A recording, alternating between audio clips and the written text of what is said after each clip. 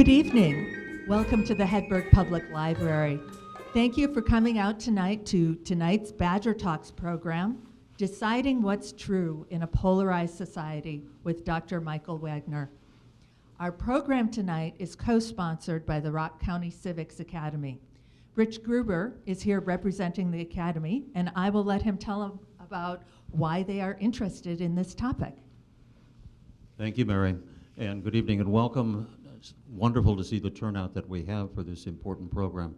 The Rock County Civics Academy has been around now for about 3 years. We're a locally organized, locally based educational organization that focuses on the singular goal of getting people to be involved in their local community and to do positive things at all levels possible within that local community, whether it is serving an elected office or volunteering for private not-for-profit agencies and organizations, or just simply being an informed member of the community who can sort through the minutia of information out there and contribute in a positive way when the call for action comes in your community. Hey, we want to hear what you have to say and how perhaps you could make a real difference. Our motto is simply this: it's get informed, get involved, and make a difference in your community. So we're honored to be part of the program tonight. We're hoping this is the first of many partnerships where we'll have the opportunity to work constructively with Mary and the Hedberg Public Library to bring programs like this to you in our joint effort to keep people better informed and know where to pick and choose to find truth out there, because it's such an elusive commodity. So welcome, and hope you enjoy the evening. Thank you, Rich. We're pleased to host this Badger Talks program here at the Hedberg Public Library. And if you are not familiar with Badger Talks, this is a series that follows the tradition of the Wisconsin idea to extend the resources of the University of Wisconsin to the people of this state. Thank you to the university and to Badger Talks for bringing us tonight's speaker, Professor Michael Wagner. Dr. Michael Wagner is the William T. Evjue Distinguished Chair of the Wisconsin Idea and Professor of Journalism and Mass Communication at the University of Wisconsin-Madison. There he directs the Center for Communication and Civic Renewal. Dr. Wagner's work explores how our individual interactions in the information ecosystem affect what people believe, what they want, and what they do. His work has been published in journals such as Science, Journal of Communication, the International Journal of Press and Politics, and he has co-authored books for Cambridge University Press, CQ Press, and SAGE. He is the associate editor of Public Opinion Quarterly, the founding editor of the Forum in Political Communication, a member of the General Social Surveys Board of Advisors, and the winner of 5 university-wide teaching awards. Dr. Wagner earned his Bachelor of Journalism at the University of Nebraska and a Ph.D. at the Indiana University. Please help me welcome Dr. Michael Wagner.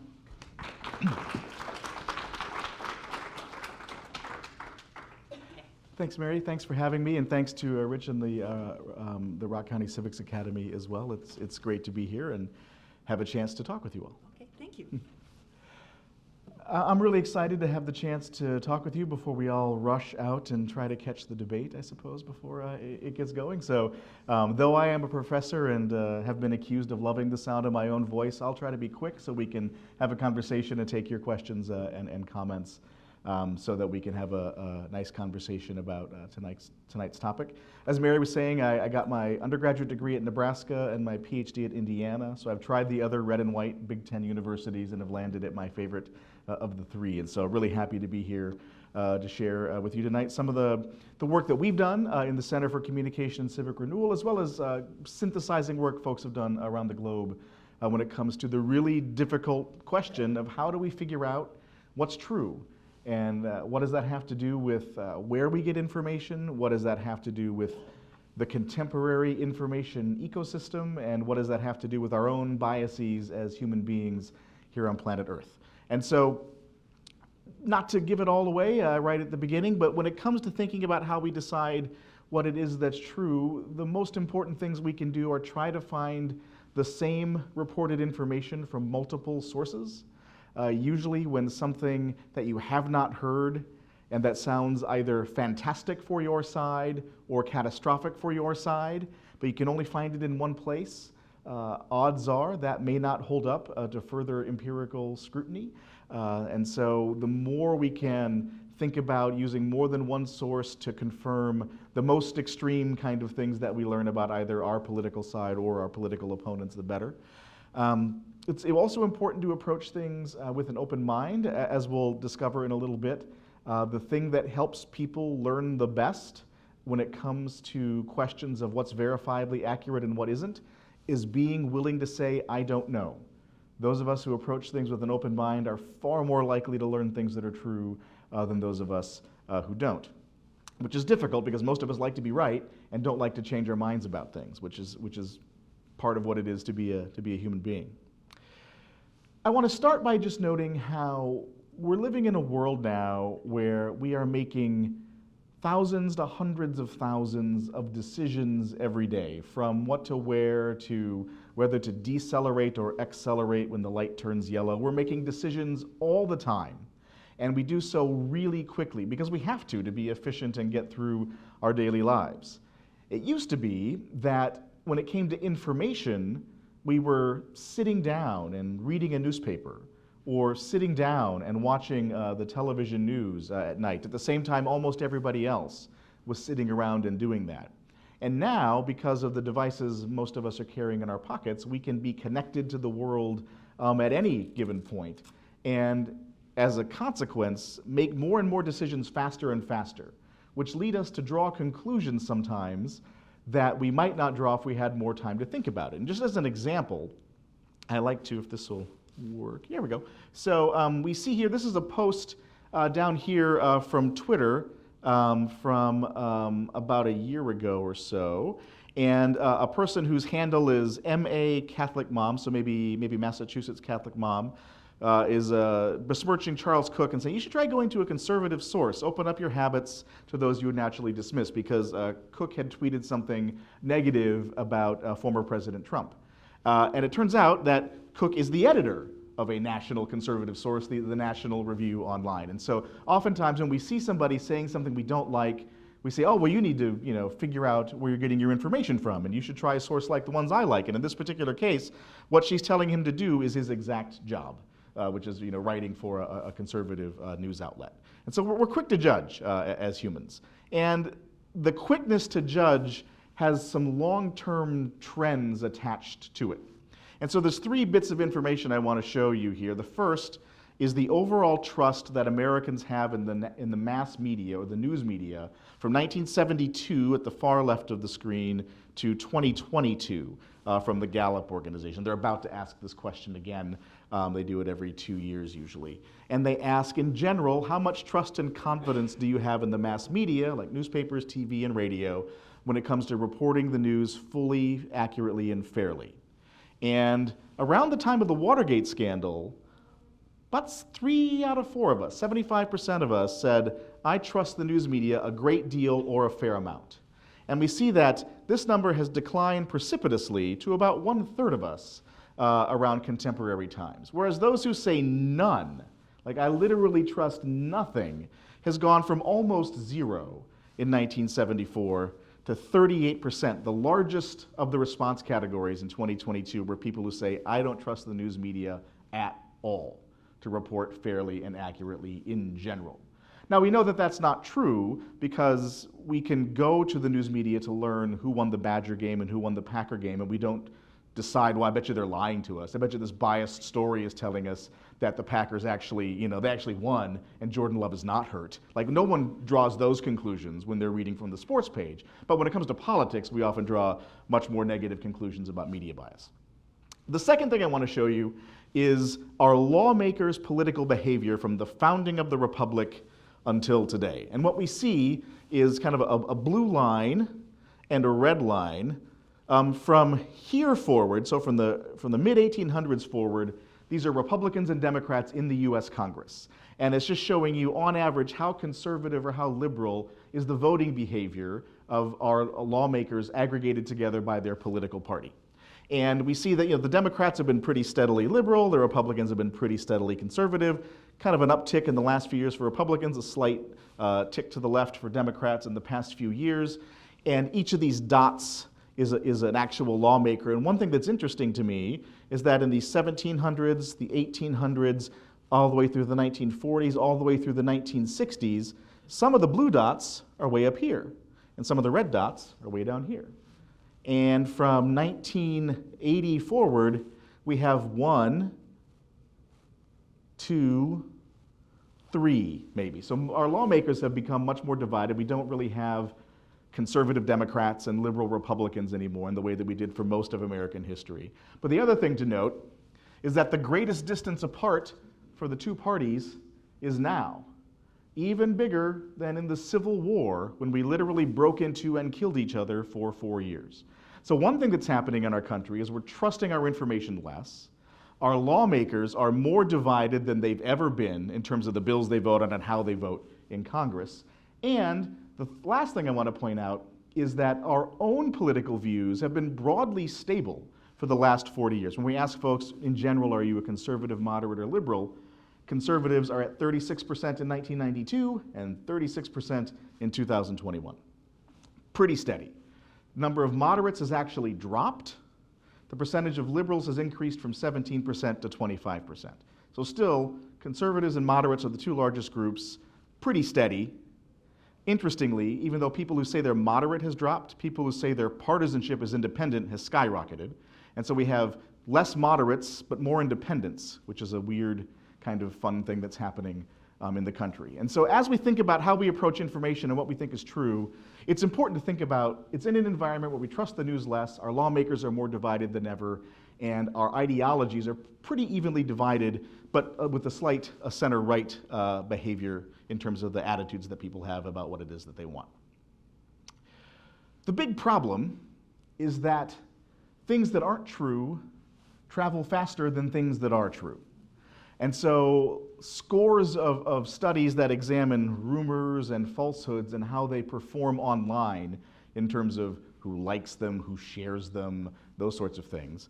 They happen 70% more likely to be shared when things are false than when things are true. Because the false things that people post online tend to be more imbued with emotion, more extreme claims, and a claim where one side is clearly the victor and one side is clearly the loser. Whereas in life, things tend to be a little bit less emotional, a little bit more moderate, and it's not always clear who's doing well and who isn't. And so the truth just isn't as exciting. People are less willing to want to share it because they're going to get less engagement on their social media platforms when they do so. So despite the fact that things that are false get shared more than things that are true, 3/4 of us say we're very concerned about the spread of misinformation. So we really care about it, but we're not terribly good yet at trying to stop that kind of issue. One reason for this is that we as a society have begun to choose our news selectively. So I'm 48 years old. When I was growing up in southwestern Minnesota, if we wanted the television on during dinner at 5:30, the news was on all 3 channels. There were 3 options. There was a morning paper and an evening paper. There was a competitive local paper that also, covered the news, and that was really it. We might be able to, on clear nights, get the Minneapolis radio stations to listen to the Twins or the Vikings. Rarely any joy found in those listens, but sometimes we try. And we had very few choices. And all of these choices were incentivized to cover the news as broadly and as fairly as possible, because when there's 3 options, you don't want to turn off half of your audience by being really biased to one side or the other. You lose a lot of revenue that way. Once the mid-1990s, really it starts in 1980 with kind of the advent of cable television. CNN comes on, HBO, ESPN, all these sources start to come alive. And then in 1996, Fox News comes alive, and then we have the internet really takes off with faster internet after that. Then social media comes in the early 2000s, and all of a sudden, you don't have to be watching the news at 5:30 anymore.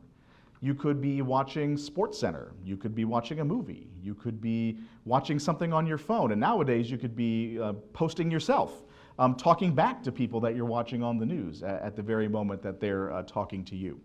And so we have an opportunity now to engage in the selection of information in ways that we didn't have in the same way and in the same degree earlier in our country's history. And so two things have happened, two big things have happened. The first big thing is that people who don't care about politics don't have to learn about it anymore.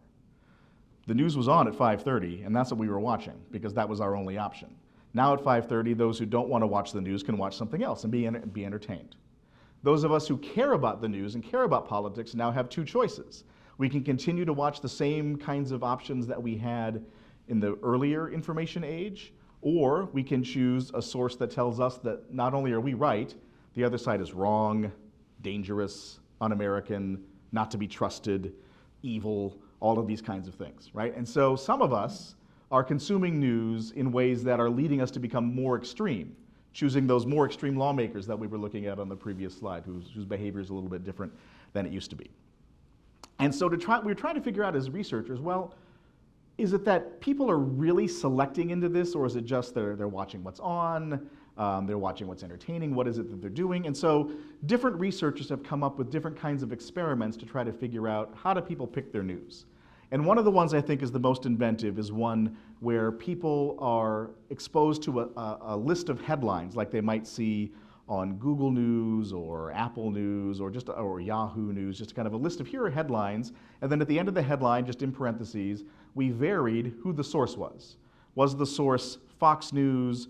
Was there no source listed? Was the source CNN? Was the source National Public Radio? And what did people click on? So for some people who are participating in the study, they might see a story about crime, a headline about crime, and then in parentheses it would say Fox News. And for someone else, they were randomly assigned to see that same headline, but this time it said the story was from CNN. And we just wanted to know what would they click on. So they had this, a story about crime, a story about sports, a story about the weather, a story about healthcare, a story about taxes, a story about education, a story about foreign affairs, foreign trade, immigration. So they had 10 different issues to look at. And we just varied who we said wrote the story. And as it turns out, Democrats tended to be most likely to pick CNN or NPR or a story that wasn't sourced at all, as compared to picking Fox News. This was for what we would call hard news stories. So this was the crime, immigration, healthcare, education. But it was also true for soft news, like sports and the weather. So Democrats weren't picking Fox News. Independents, for hard news, picked about equally across CNN, Fox, and nothing. And Republicans really picked Fox News and really didn't pick CNN and National Public Radio as their source. So just based upon the party that we're in, we pick our sources differently. And so for a while, that led researchers to conclude, well, what's happening here is the sources are presenting the news in different ways, or they're even talking about completely different things, and that's leading folks on the left and on the right to become more divided and more polarized and more willing to believe some things and not other things because of where they're getting their information. It's even the case that we click selectively online. And so what this figure is showing you is what's called a heat map of where people who let researchers at George Washington University examine what things they clicked on their phones and on their desktops. And those who were more liberal clicked sites that were more on the left. Those who were more conservative tended to click sites that were more on the right. And you can see there's little examples of strong liberals and strong conservatives. Like there's a little bit of liberals picking some things more in the middle and a little bit on the right, and a little bit from conservatives doing the same. But basically, we even click online in a way that's pretty selective, which continues to kind of feed into the idea that what's happening is we're getting different information, and that's why it's hard to figure out what's true. But then another researcher came along. His name is Joel Turner, and he's at Western Kentucky University. And he thought, I wonder if it's really even the content or if it's just the signal from the team. In other words, if, and the inspiration from this comes from research trying to understand bias in officiating in football games, where people would vary they would kind of use technology to change, like for example, whether, like let's say the Packers are playing the Vikings, and there's a pass to the sideline, and the player is bobbling it as he goes out of bounds. And to the objective eye, he didn't quite have control of the ball and get 2 feet in bounds, so it's not a catch by the rules. But when Packer fans saw the Packer doing it, they said, oh, that's a catch. This ref is biased against us. If you change the colors of the uniforms, the Vikings fans say the same thing. Oh, that was a catch. The refs are biased against us. And so Turner thought, I wonder if the same thing is kind of happening when it comes to what happens when we're actually watching cable news.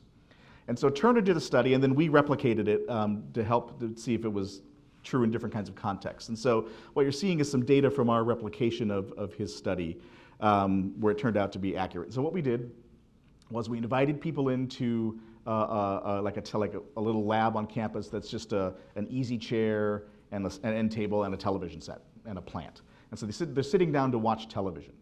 And then we asked them some questions about what it is that they saw on television.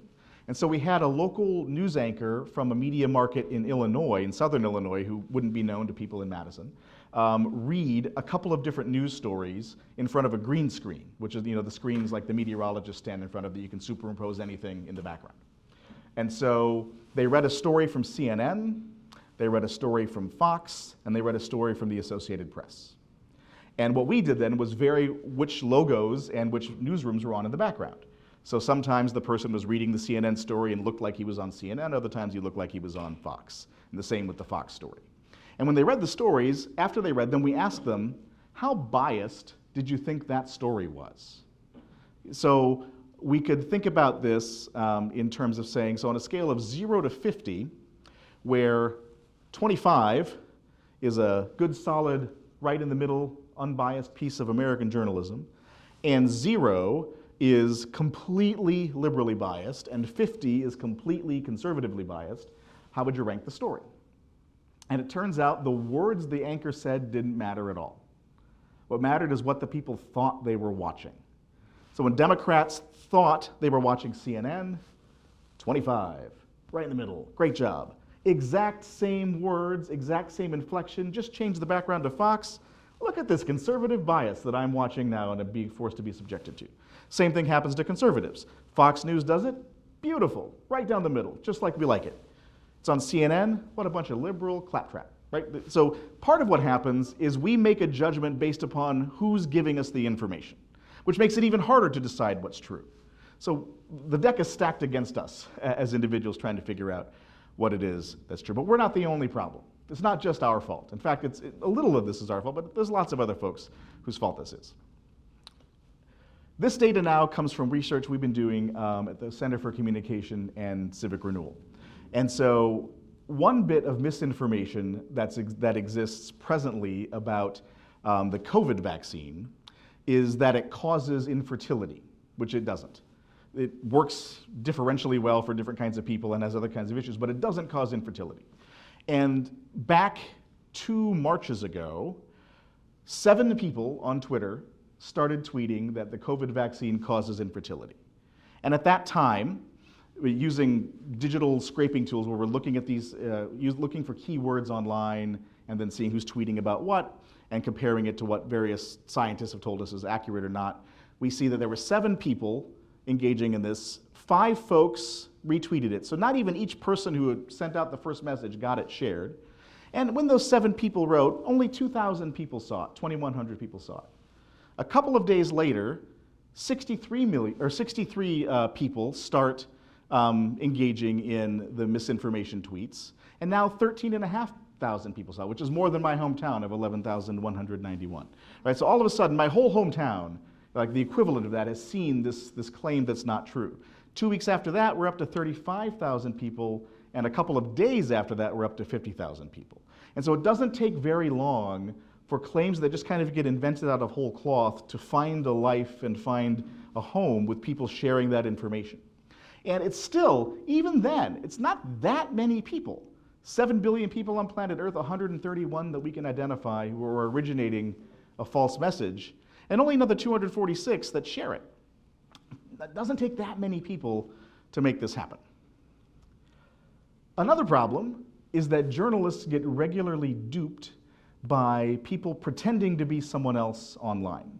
We call these sock puppets, right? You put your hand in a sock and you give it a voice and you talk to your kids.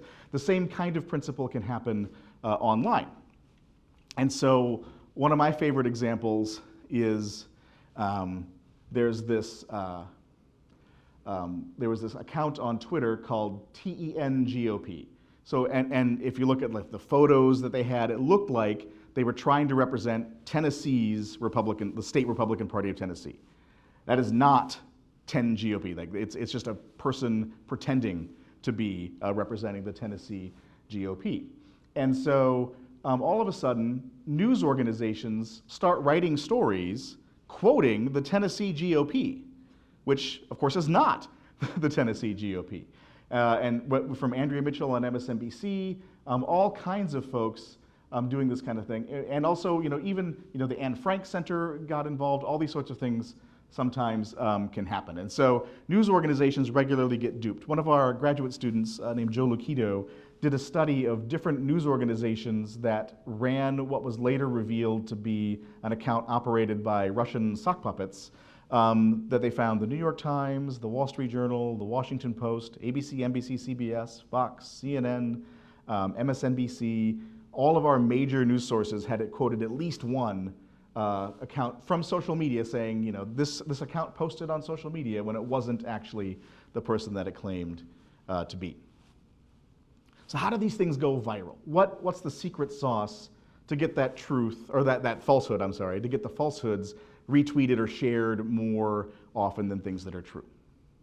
It tends to start with a message that fits how between 30 and 50% of us feel about something that fits what researchers call our partisan priors, right? So a Democrat seeing a claim about a pro-choice candidate that they like, or a Republican seeing a claim about a pro-life candidate that they like. So something that fits their worldview already.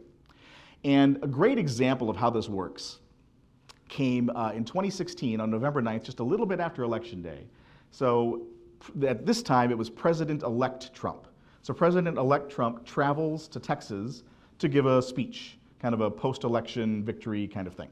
And so Trump is in Austin, and this person who didn't have very many followers online, named Eric Tucker, posts, "Anti-Trump protesters in Austin today are not as organic as they seem.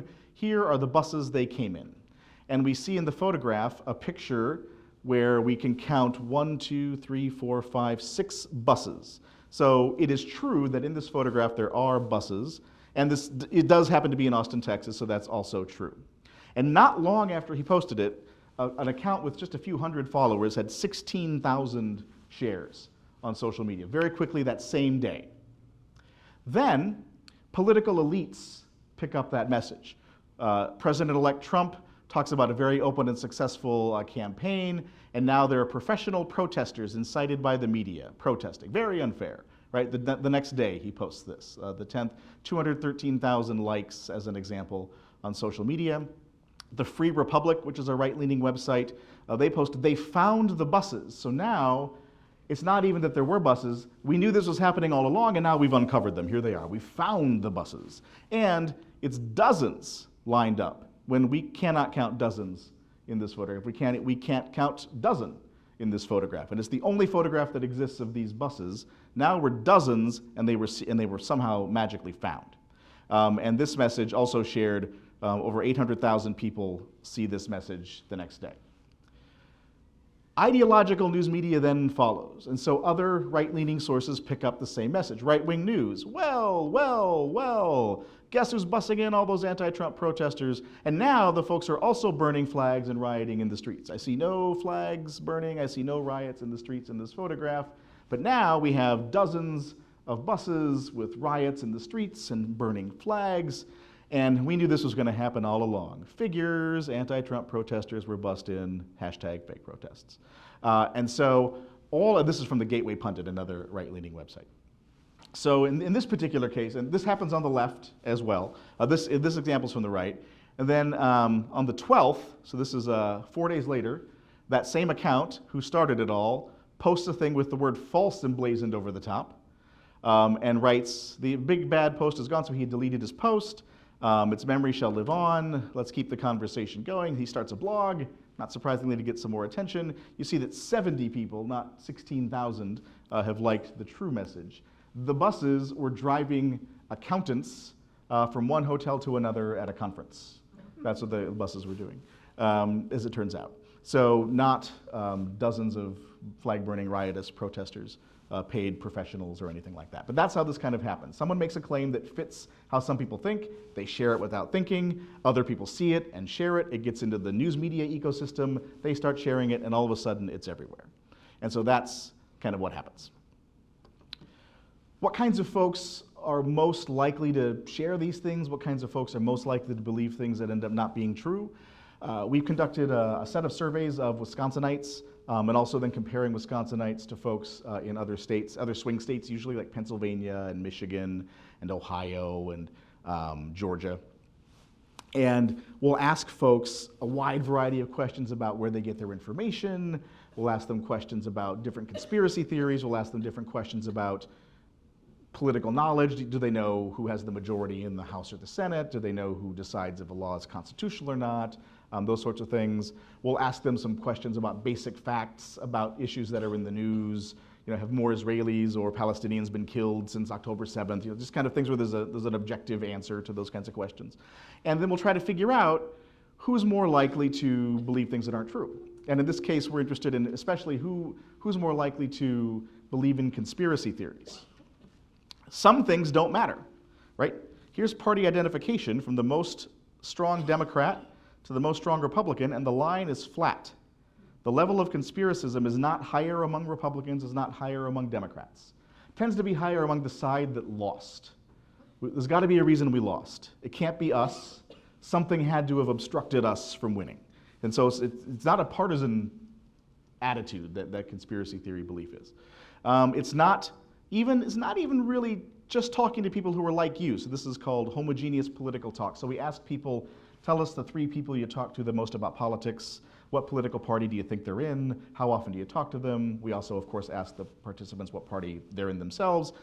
Who talks to people who are just like them? Who talks to people who are different than them? Not much of a relationship between believing in conspiracy theory. Slight downward tilt for education. So the more educated, the barely less likely someone is to endorse conspiracy theories. A slightly flat, but a little actually positive effect for political knowledge. The more knowledgeable actually are a little bit more likely to engage in conspiracism. Not much though. These are not big differences. The homogeneous talk, party ID, education, these things don't tend to matter. Those who trust government a lot tend not to believe in conspiracies, which makes sense, right? Conspiracists tend not to trust the government. So that's one thing that makes people more likely. The more we use social media, the more conspiratorial our thinking tends to be. The more homogeneous our news, right? So not who we talk to, but the information we get, the slightly more conspiracy theory, the more conspiracy theory we tend to do. But the thing that matters the most is this idea called news finds me, which is a kind of a communications concept invented by one of our former students who's now a professor at Penn State. And the idea is, some people think it's not up to me to pay attention. I don't need to look at the news. I don't need to read a newspaper or watch the news or listen to radio. If it's important, I'll hear about it. The news will find me. I'll see it in my Facebook feed if it's really important. People who believe the news finds them are way more likely to believe in conspiracy theories than people who spend their time trying to learn things that are true from trusted news sources. And over time, the percentage of people who believe news finds me is growing, and it's especially growing among younger people who don't think they need to subscribe to a local paper or kind of be a loyal viewer of a radio program or television show. And so there's a little bit to worry about in terms of how we make good judgments about things that are true with respect to this idea. There we go. Another interesting interaction discovered by some researchers at the University of Minnesota is that the combination of people who have low trust in government but high political knowledge tend to be the most likely to believe in different kinds of conspiracy theories. So they know a lot about what's going on, and they're very skeptical of who is in charge. Usually, that skepticism is something that serves most folks fairly well in a lot of their decision making. And so they also make other good decisions, but also tend to be more likely to believe in conspiracy theories. At this point, we might be thinking, but one of really the only element of the news media that's growing in the United States are the number of organizations that conduct fact checks, from PolitiFact to factcheck.org. The Daily Caller has one called Check Your Fact. There's all kinds of fact-checking organizations that are popping up all around the country and indeed all around the globe. And the question is, well, do these fact checks work? Okay, so as I mentioned before, one thing that really seems to matter is admitting what you don't know. And so a former student of mine, Janice Lee, who's now a professor at Rutgers, and I published a research article where we took 30 claims that politicians had made and had been fact-checked by 3 different fact-checking organizations. So PolitiFact, which is in Florida, factcheck.org, which is at the University of Pennsylvania, and Check Your Fact, which is the Daily Caller's fact-checking arm. The Daily Caller is a more conservative online news source.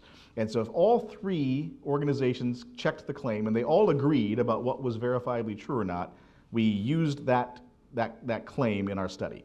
And we gave people a list of these 30 claims and we asked them, here's the claim, do you think this claim is true? And then how sure are you about what you just answered? And so people could say that they were absolutely sure, they weren't sure, or they were not very confident, or they could say they didn't know. And they could also, when we first asked them, is this true, they could also say they didn't know. And it turns out that in our study, what we would do then is after they went through these 30 claims, we would randomly pick one of the fact checks that either Check Your Fact or factcheck.org or PolitiFact did about one of the issues they had made an answer about. We showed them the fact check, and then we asked them again, is this claim true? Should be pretty easy at that point to get the answer right. But it turns out that the people who were willing to say, I don't know, were the ones who benefited. They're the ones who got the answer right more often than not after reading the fact check. And other folks, especially those who were both wrong and sure that they were right, so they got the answer wrong but said, I'm absolutely certain, these folks weren't helped at all by reading a fact check. Didn't matter to them that there was incontrovertible evidence coming at them saying that something's true. So fact checks can work. The other thing that fact checks do that tends to be relatively helpful to help us decide what's true is label what they're doing as a fact check. One thing that does to us psychologically is it tends to orient us toward what's called,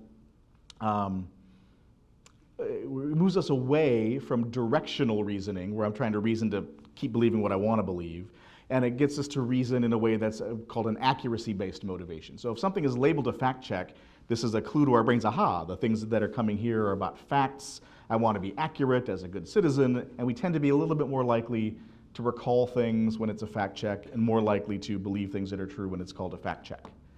But the other thing that happens in a follow-up study Janice and I did is we wondered, fact checks are really different from the rest of American journalism in one key way, and that's that they actively and directly take a side.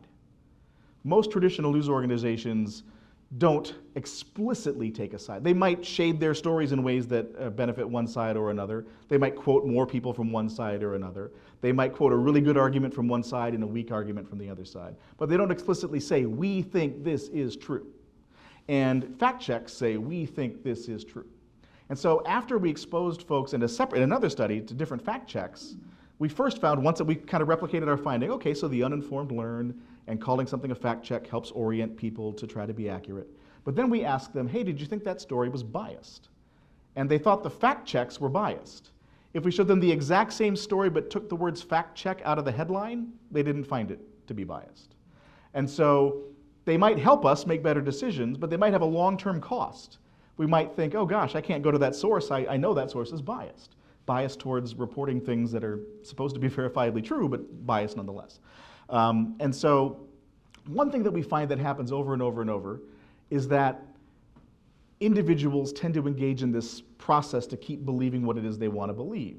Maybe it's by counter-arguing the information and coming up with a different explanation, or maybe it's by deciding to say that that source must be biased. If I don't have a good counter-argument, it must just be that the source is biased.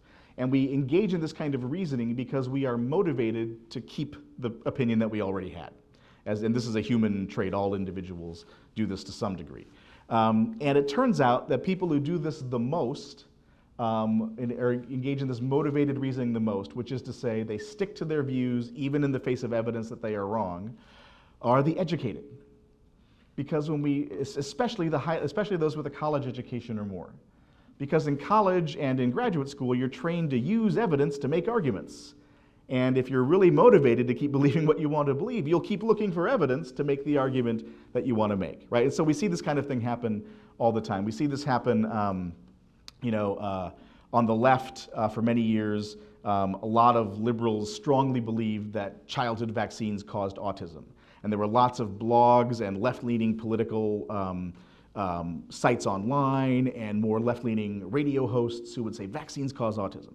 And they would point to a study that showed a link between vaccines and autism. Now, years before, the study that they were pointing to had been pulled from the journal it was published in because the author of the report fabricated the data and lost his medical license. So the study was published, and then his fabrication was discovered, and he was punished, and people still said, well, he wouldn't have fabricated it if there wasn't something there.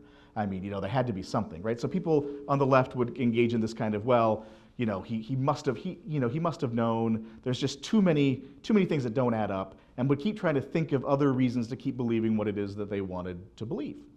The same thing happens on the right. So, for example, former President Obama was born in Hawaii, yet some people continue to believe that he was not, that he was born in Africa. And so the candidate Obama could say, here's my birth certificate. And the motivated reasoner could say, well, that's the short form birth certificate. Where's the long form birth certificate? And then the campaign says, well, the long form birth certificate is in Hawaii, but you can go and look at it, and the government office in Hawaii says we have it, and you're welcome to come and scrutinize it. Well, they just want to have a president. They've never had a president. And you'd almost have to believe that, 60 years ago, people thought, what, I bet that there's going to be a black president someday, and I bet that that person's going to be raised by a white woman who is the mother, and I bet that the father will leave, and what we should do is we should put an announcement in the Honolulu paper that he was born in Hawaii just in case, right? That's what would have had to have happened, right? It's crazy, right? There was this medical study invented. Well, I'm sure that the data's really there in a study that's not invented. No, it's not. And yet people on the left and right tend to engage in this kind of motivated reasoning. What helps that? What helps us decide what's true? In this case, there is some evidence that seeing is actually believing. And so visual evidence tends to be a little bit more persuasive than just reading something. So as an example, a study we conducted recruited conservatives into one study and liberals into another study. And for the conservatives, half of them read a story that talked about the average temperature on planet Earth is getting hotter.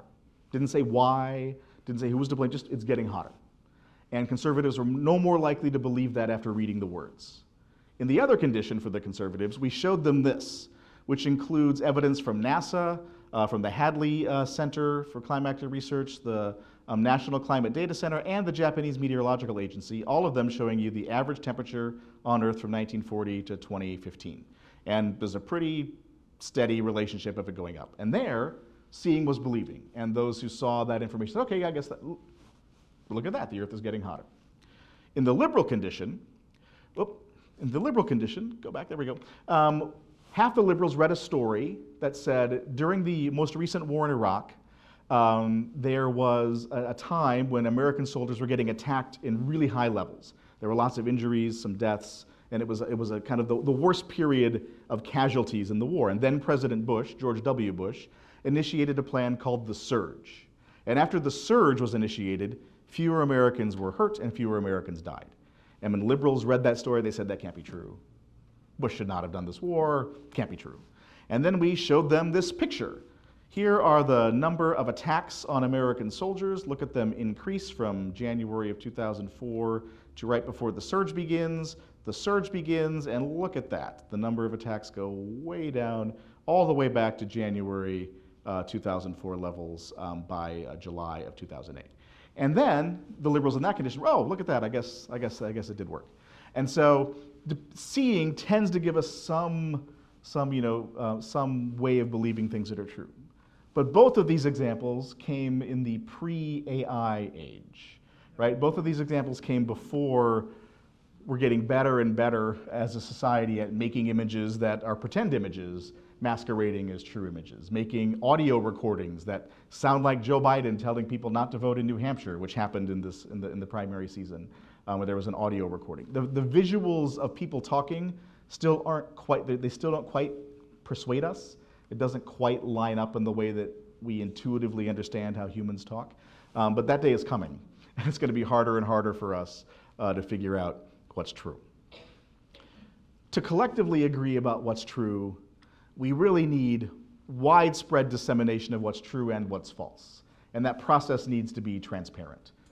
News organizations need to tell us where they're getting their information from in more explicit ways than saying an anonymous source tells us or a high-level official tells us. These are not trustworthy ways of engaging in reporting under a lot of circumstances. As a former WTMJ talk show host Charlie Sykes told us in an interview we did, interviewing different members of the news media and entertainment media for a research project we're working on, he says, we've eliminated the referees. And by that he means by sowing lots of distrust in the news media when people would want to then turn to the news media for evidence about things that are true, the audience would say, but you told us not to trust them, so we're not going to trust them. And so he laments that, part of the problem is that talk radio hosts and others have caused us to be more skeptical in ways that might have some good, but also might have gone, in his view, a little too far. Another thing that journalists can do to help increase the likelihood that we believe things is to try to be a little bit more transparent. And so there's a research group at the University of Texas called the Center for Media Engagement, and we won't hold against them that they're at Texas for the purposes of this talk.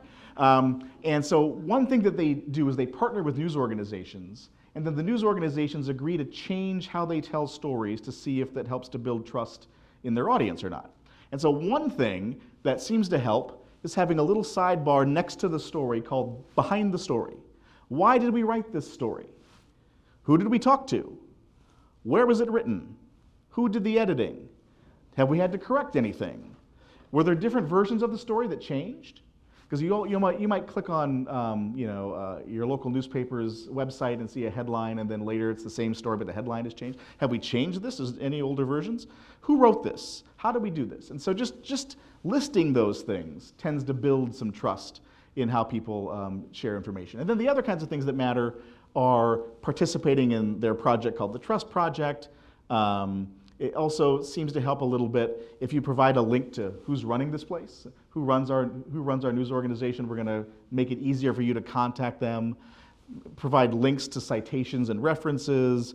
It helps a little bit to share the biography of who wrote the story. Providing a photo doesn't seem to do very much to increase trust, but there are some things news organizations can do, and it's really about being transparent. I don't have it up here, but another thing the Center for Media Engagement has tried is to even list the people they tried to speak to, right? So news organizations often run on deadlines, and the biggest bias in the news media is the bias of reporting who called me back, right? Who called me back before my deadline. And so who else did we try to talk to? So you can at least see, did we make an effort to reach out to folks on different sides with wide-ranging views and that kind of thing? These are also things news organizations can do to try to kind of build trust. And so finding credible news coverage where multiple sources are telling us a similar conclusion and approaching things with an open mind seems to be things that can help us, but there are lots of forces, from the internet to changing media ecosystems to our own individual psychology, that all try to get into the way of helping us decide what's true. So I'll stop there, and happy to hear questions, comments, and anything else. Thanks for coming out on a weeknight to do this, so thanks very much.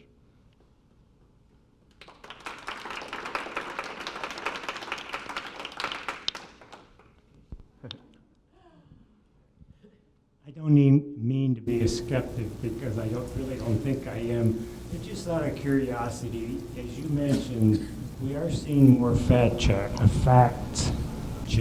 on the media. Is there any reliability studies based on where the sources of that fact checks are coming? That's a really good question, right? So are there studies of how good are the fact checkers at doing their job?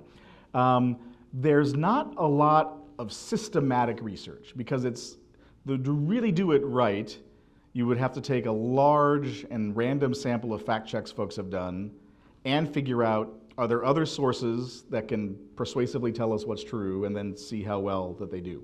So we don't have a really good systematic study. There is an organization that's run by the Poynter Institute called the International Fact-Checking Network. And the International Fact-Checking Network certifies fact-checking organizations around the world if they meet a set of different kinds of requirements. They include, are they transparent about where their money comes from? Do they publish at least one fact check a week? Do they have a corrections policy that's easily findable? Have they ever invoked and used their corrections policy when they've made an error? There's a whole list of things they have to do, but how accurate were their fact checks is not one of the elements of getting certified. And so we don't have a great sense of that, which is why, like in the study we did, we said, let's find 3 organizations that all came to the same conclusion, and let's pick one that we know is more on the left and one that we know is more on the right, and so when they agree, we have a little bit more confidence. But we don't know with much precision how good are these organizations at doing this. And there are even some sites that try to fact check the fact checkers. And a lot of it's about really detailed minutia, but other times it's about glaring errors sometimes fact checkers make. So they're not perfect by any means. And it's also difficult because when you're fact checking, most organizations will only want to check claims that are kind of really discrete claims where they can try to figure out, is there a way to figure out if this is true or not? So since I became president, inflation has dropped 8%. Okay, so we know the date that person became president, we know what the inflation rate was, we know what it is now, we can figure out if that's true. Whereas if the same person says, since I became president, the economy's been roaring. Well, how do we define roaring? Is the GDP growing? Okay, maybe. Is unemployment down? Great. Is economic inequality worse? Oh, it is. So is that roaring? You know, so a lot of claims politicians make are really hard to precisely check, which is another problem with fact checking. So part of the problem is we're not quite sure how good they are, and another problem is they tend to check the easiest stuff. Okay, any more questions here?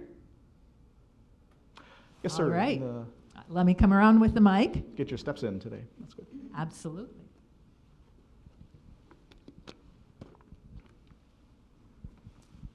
Hi, so you've kind of gone through and defined what forces are behind misinformation and mistrust.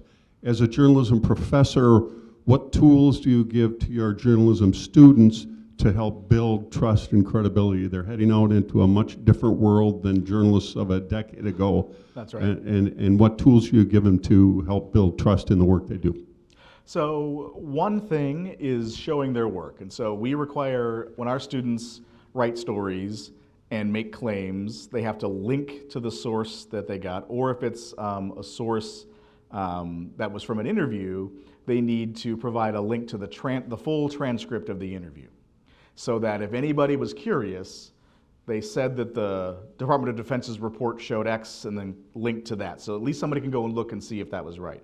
Or they quote somebody that they spoke to. I can look at the whole interview and decide, did they take that quote out of context? Did a person answer a question the same way 6 times and then got tired and tried to say something in a new way and it was more exciting for the journalist and they picked that quote? So try to figure out what are ways you can reveal to your audience, you can trust me because I'm showing you my work. That's one thing. Another is that we really work to train our student journalists to develop relationships with the communities that they cover. A huge, and I think fair critique of many news organizations is they don't really care about much. They parachute in to get the story they want and then they leave immediately, never to return. And they often are talking to people at a very stressful time in their lives, when their child was shot, or when they lost their job, or their home burned down. And so being in the community more than that one time and returning to that community more than just for the story that's the breaking news story are things that tend to build trust in communities. And admitting when you're wrong. Journalists, almost instinctually are really skeptical of anybody trying to tell them what to do and how to do it. And they're especially skeptical of people who tell them that their idea is wrong. But the very best journalists, and we just try to, for lack of a better phrase, beat these examples into our students, although not actually by beating them. We try to show them examples of this journalist had their presuppositions questioned, and they chose to follow the question instead of their presupposition, and they wrote a better story. And so sometimes people are trying to manipulate you, and what you'll do is you'll report it out and learn, oh, this person's trying to manipulate me. I don't need to report it from that perspective. I can go back to what I was doing. But other times you'll learn, my initial thought about this was wrong. And the more reporting that we do, the better we can learn about what's accurate. And so that also, though, I should also say, that comes with the luxury of time. When I give a student an assignment on Tuesday, and they have until Thursday's class to write the story, or next Tuesday's class to write the story, they've got a lot more time than somebody at the Cap Times online news source in Madison who has to write 4 stories every day. And so the luxury of time also helps, but the bottom line for news organizations is that they tend not to have that kind of time because they don't want to employ the number of reporters it would take to do that. But yeah, that's a great question. It's an increasing problem, I think, in terms of the news, is how especially local sources can figure out ways to build trust in their communities.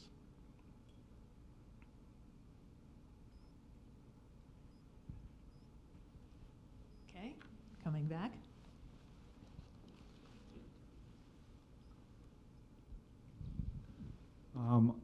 I get very frustrated when things are put out there. Just people can say anything, and and people believe it, whatever that's said, and there isn't any facts behind it, and it's because of today's technology that this is happening. That everybody has a way of saying things that aren't necessarily true. And I get very frustrated about that. Yeah, I think a lot of people get frustrated by that. I know I do. One interesting truth, I guess, is that now there are different standards held to different purveyors of information. And so if a newspaper or a television news station reports something that's false, we can sue them. And if we can prove that they knew it was false before they reported it, then they can be found liable. They can be found guilty of libel or slander, depending upon whether it's printed or broadcast. And so there are actual legal penalties that can come from journalists. But it's pretty hard to prove somebody knew it was false when they reported it. It's a hard thing to prove. But you at least can hold folks to account. I make up something on Facebook and say so, and thousands of people share it and like it. Can't sue Facebook. Facebook and social media platforms by US regulatory statutes are not responsible for the content that they share widely and rapidly all over the globe. And so different standards are being held to different kinds of information purveyors. So, like the example I was showing of how the network of people sharing the false stuff about a particular vaccine grows pretty quickly because there's not a consequence for Twitter to shut that down. And there's also different political kinds of calculations these platforms make, because regardless of who's in charge in the White House, those folks are going to be asking platforms, hey, there's this thing out there that's circulating that's not true. We would like you to take it down. Now, of course, these platforms operate under the same freedom of speech that the rest of us do, and so the platform can say no, but it also is the case that the president or Congress could then say, well, I guess we're going to try to write some new regulations to make your lives harder, which they haven't quite done, but the threat still is out there. So there's all kinds of different issues, but yeah, it's the natural inclination amongst most folks I encounter, especially in the Midwest, are if you say a bunch of things that aren't true, there should be some kind of a consequence for it. And there might be reputational consequences, but there certainly are rarely legal ones. Or things that tend to affect people's careers in a lot of different fields, as it turns out. That's kind of a bummer, but Yeah. it's true. Okay. Yes, Rich. Just an observation, and I offer this from somebody who's working in the field. I periodically host a talk show, and we label it as entertainment, but it's just absolutely amazing the numbers of people who will listen to what is in an entertainment program and just automatically assume because I heard it here, it must be truth. Yep, the most popular podcast in the country is the Joe Rogan Experience. Yes.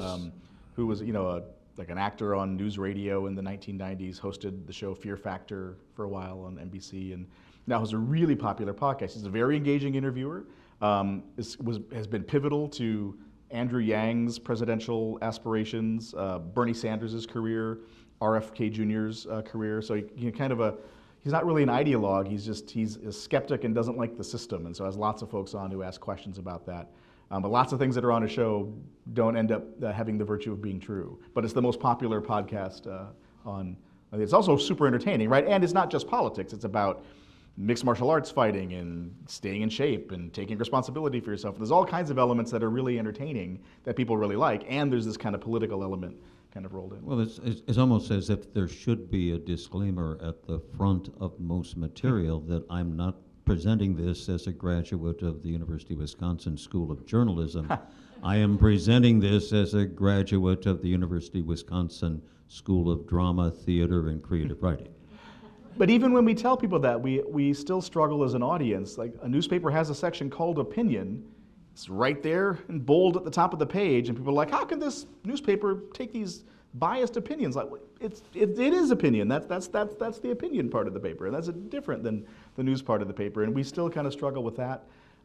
Television news used to regularly have commentaries, that it would flash commentary on the bottom of the screen, so we knew that the person talking to us was telling us their own views. And then when that wasn't flashing, we expected they were telling us things they were able to report truthfully. It's a different world, for sure. Nice to have some truth in advertising. Yes. That's true. If that was the case, I would weigh less if there was truth in advertising, yeah, for sure. Yeah. Okay.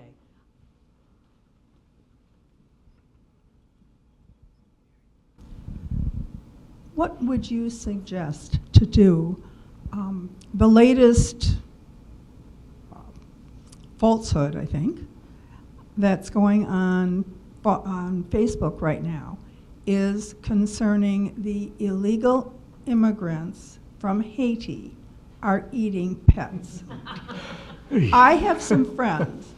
I mean, I swear to God, if I told them the sun was yellow, they'd tell me it was purple. You can't seem to reason with them. You can forward an article, maybe from the Wall Street Journal, maybe from the Washington Post, and nothing's good enough. How do you combat that? That's a good question. I think the truth is that, we are not going to win them all, right, when we're trying to engage in these conversations.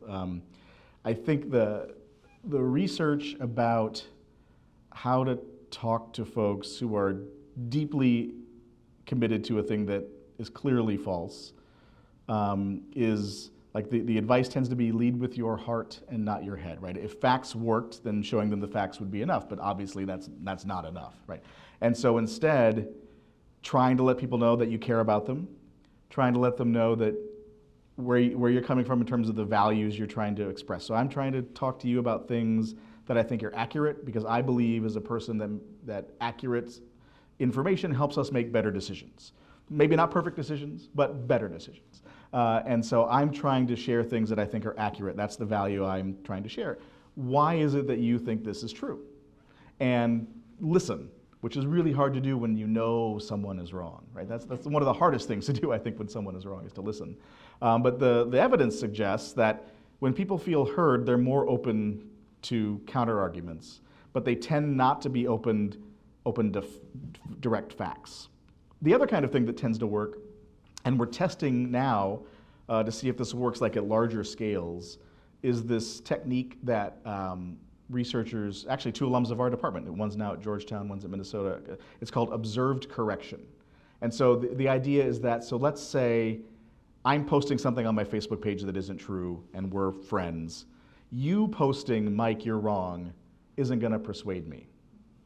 But you posting on your Facebook page, I saw this claim from this source, not saying it was me, and it was wrong, and here's a link to the truth. I'm way more likely to accept that because I'm observing the correction, I'm not being corrected, right? It's like the analogy I think of is, so my oldest daughter is 16, so now she's driving a car on her own, which is bizarre. But in the process to get that license, one thing you have to do, where we live in Madison because they don't have driver's ed in the public schools anymore, is you have to pay for a class and they do like a behind the wheel. But part of what they make you do is observe. So part of what she had to do was just sit in the back seat while another kid was driving and the coach was helping them learn how to drive. And she would always say, I learned way more when I saw the other person getting corrected. And that's the idea, right? When you're getting corrected, you're defensive. I don't want to be wrong. Whereas if you see it happening, you're more open to it. And so finding opportunities to share things that are true, but in a less combative way, also can sometimes have some success. Whether that scales up is something we don't know yet, but it works well in small level experiments. Don't confront directly. Yeah, or at least don't confront with the facts. Confront with, I want to learn more about where you're coming from, here's where I'm coming from. Mm-hmm. Not perfect though, like that's not going to work every time or maybe even most of the time. But it might work more than just, you're wrong, which tends to have a low level of success. Okay. So you guys have done an incredible amount of research. What are news industry professionals doing with the research that you are presumably presenting to them? Yeah, some ignore it completely. Others are interested in it, especially if it can help them build or retain an audience. And so sometimes we'll work with newsrooms. One grant we have, we're partnering with a bunch of different newsrooms around the state and nation, trying to help journalists share things that are verifiably true about controversial topics. And so they're open to trying to learn, but it's also, journalists are naturally skeptical of a bunch of people who often, especially like in my case, used to be a journalist and now is a professor, telling them what to do, right? Because they have a deadline every day, and I don't. I can publish research papers at my own pace. I send them off to journals. It takes them months to get reviewed. Whereas a reporter working in your local TV market tonight, if their sources don't call them back by 8:30, they're not going to be able to cut their story by 10 o'clock and have it on the air. They have to get somebody to talk to them, right? And so easy for me to say, we'll do a much more considered job of your source selection when they won't call me back. So part of it is trying to meet journalists where they live. They live in a deadline pressure world with fewer resources and more people who are antagonistic about the job that they're trying to do. And so trying to figure out what tools can we develop that make your job easier? Can we help find ways for you to kind of log into a tool that we create to see what sorts of claims that might or might not be true are floating around amongst people who share on social media and live in our market? Now we know maybe we should cover that because there's this question of, is this thing true? And now we can cover it. So we can help them figure out what to cover more efficiently. Or we can help them understand who are reasonable sources and not reasonable sources for using as experts in different kinds of stories, right? So just because someone has a political science Ph.D. doesn't mean they should be commenting on elections, right? If they don't study elections, what they have to say is no more valuable than anybody else because they won't be tying it to what the best evidence is. They'll just be tying it to their own preferences, which probably lean in one direction, right? So thinking about those sorts of things are important. And I think we offer lots of different trainings, and so journalists have lots of conferences where they'll go, and the 2 days will be filled with people like me doing 45 minutes of, how do you tell a story about whether we can trust election results or not. And so how do you learn about election administration in your county that you're covering? Because the election rules vary all over the country. How do you tell a story about what happens to ballots after they're cast and who counts them and who's watching them be counted and what's the process to contest them? And so helping folks walk through a framework of covering things is something else we try to do. Because we have the luxury of time in ways that they just don't. Mm-hmm.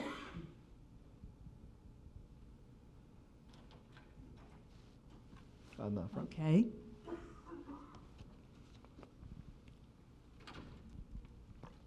I noticed in this room that there's a vast majority of women here. Is that pretty typical of your presentations? Yes, I would say that so the country's majority woman, but this is a little bit more than a majority. I think you're right. I haven't counted, but I think you're right.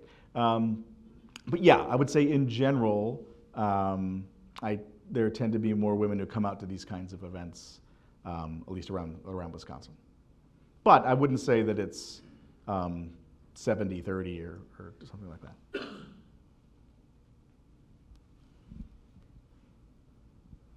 A little bit more along those lines, would you evaluate the room and society as women wanting to know more or question authority or question correctness as opposed to just being right?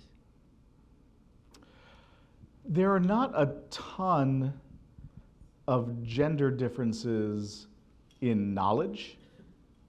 Men and women tend to know roughly the same amount about politics. But for many years, surveys revealed, or I should say surveys suggested, that men knew more than women. And eventually, some researchers figured out what was happening. And it's that women are more likely to say, I don't know, about political questions than men are. And so when we would do public knowledge surveys and say, is a person as likely to die giving birth as while having an abortion? Or is a person, or is the highest marginal tax rate in the United States 70%? So is this true or is this not true? And they could say yes, no, or I don't know. If you're willing to guess, and it's a yes-no question, you've got a 50% chance of being right. And it turns out men are just more willing to guess. And so one thing that folks have done, the first person I'm aware of who did this is a guy at Illinois named Jeff Mondak. And so when they did their survey, if somebody said, I don't know, they said, oh, great, totally get it. Hardly anybody knows the answers to these. What's your best guess? Once they forced people to guess, men and women were exactly equal in how good of a guesser they were about things. And so there's not much of a difference in terms of actual knowledge. There's a little bit of a difference in willingness to express knowledge, or what we might think is knowledge. And then online, there's some evidence that men are more likely to use more emotional language in posts and are more likely to attack someone else who has posted something that they don't like than women are, on average. It's not a huge difference, but there is a difference. At least so far, and in the United States. It might be different in other countries. It's probably different in some other countries. Any other questions? It's getting close to that debate time, I guess. We right? are getting close to that debate time. I actually have one question of my own. I've been talking with a friend who's used to be she's a retired 5th grade teacher, and her complaint is that nobody teaches those opinion words anymore and how to spot opinions in news. Has anyone been doing any studies on that, on how easy it is to pick out opinions and bias? Yeah, there's some research especially among folks who study media literacy to see if people can identify, is this a claim about a fact or is this a claim about somebody's opinion? When you prime them that that's what they're going to be doing, and when you kind of give them a little bit of information about the kinds of things to look for, people are pretty good at it. But if they do it blind, or if they do it thinking that they're in the study for another purpose, they're not terribly good at making those distinctions. Okay. All right. Thank you so much for coming. Thank you. And thank you for a wonderful presentation. Thank you for great questions.